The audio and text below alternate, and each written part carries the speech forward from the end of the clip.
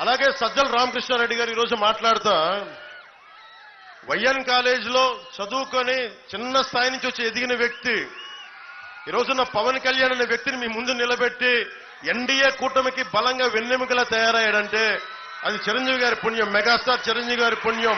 నర్సాపురం వాస్తవ్యులు, కాలేజీలో చదువుకున్నవాడు. ఆయన కూర్చొని ఎంతమంది వచ్చినా ఏం చేయరు అని మాట్లాడుతూ ఉన్నారు సజ్జల రామకృష్ణారెడ్డి గారు.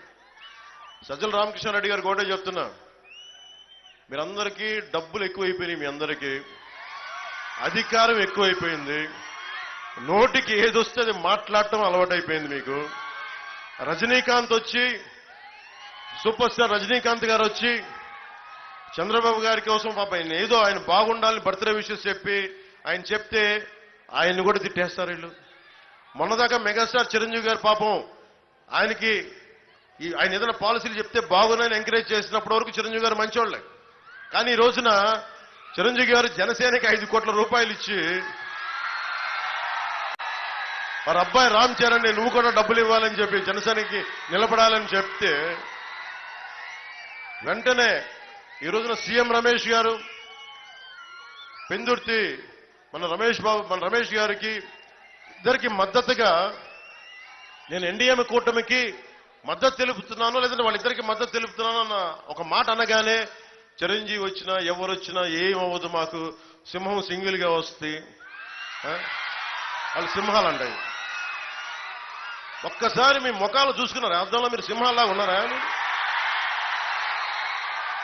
మీరు గుంట నక్కల సమూహంలా ఉన్నారు తప్ప మీరు సింహాలా? మీరు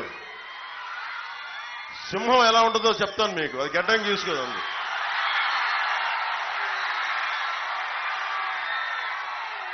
సింహమే మీతో పోరాడింది. అంటే గుంట నక్కలు, హైనాలు, తోడేళ్లు ఎన్ని వచ్చినా మేము సింగిల్ గా వస్తా ఉంటే, బాబు సజ్జల రామకృష్ణారెడ్డి నీకు నా సంగతి తెలియదు. నీకు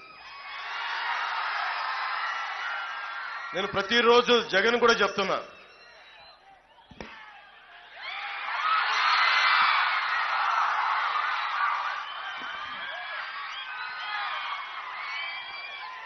జగన్ కూడా చెప్తా ఉన్నా, నువ్వు కులాలని విడగొట్టి ఆంధ్రప్రదేశ్ ని పాడు చేయలేవు. నువ్వు కులాలు విడగొట్టే కొద్దీ నేను కులాలని ఏకం చేస్తాను. నువ్వు శెట్టి బలిజల్ని వదలట్లా, కాపుల్ని వదలవు, మత్స్యకారుల్ని వదలవు, ఎస్సీ సామాజిక వర్గాన్ని వదలవు, ఎస్సీల్ని కూర్చోబెట్టి ఇంకా దారుణం చంపేసి మీ ఎమ్మెల్సీ చేత చంపేస్తే ఎంత ధైర్యం కాకపోతే మీరు డోర్ డెలివరీ చేసి నేనే హత్య చేశానని చెప్పి అతన్ని జక్కంపూడి రాజా గారు భుజాల మీద పెట్టుకొని ఊరేగిస్తుంటే వాట్ అన్ అడాసిటీ అనిపిస్తుంది. ఎంత దురహంకారం లేకపోతే మీరు ఆ పనులు చేస్తారు. మీరు అంటే ఆంధ్రప్రదేశ్లో ఎవరికి ఆలోచించడం మీకు భయపడతారని మీరు అనుకుంటున్నారా? బ్లేడు బ్యాచ్లను పెట్టుకొని మీరు రాజ్యాలని, మీరు ప్రజల్ని నియంత్రణ చేద్దాం అనుకుంటున్నారా? సజ్జల రామకృష్ణారెడ్డి గారు మీకు ఒకటే చెప్తున్నా, మీరు పులివెందల నుంచి వచ్చారు, లోపల ఈ అరాచకాలు చేసే మీరు ఆ ఫ్యాక్షన్ మైండ్ సెట్ నుంచి వచ్చారు నాకు తెలియదు. ఒక విప్లవకారుడు పాలిటిక్స్ చేస్తే మీకు ఎలా ఉంటుందో తెలియజేస్తాను, గుర్తుపెట్టుకోండి. మీకు నా సంగతి తెలియదు.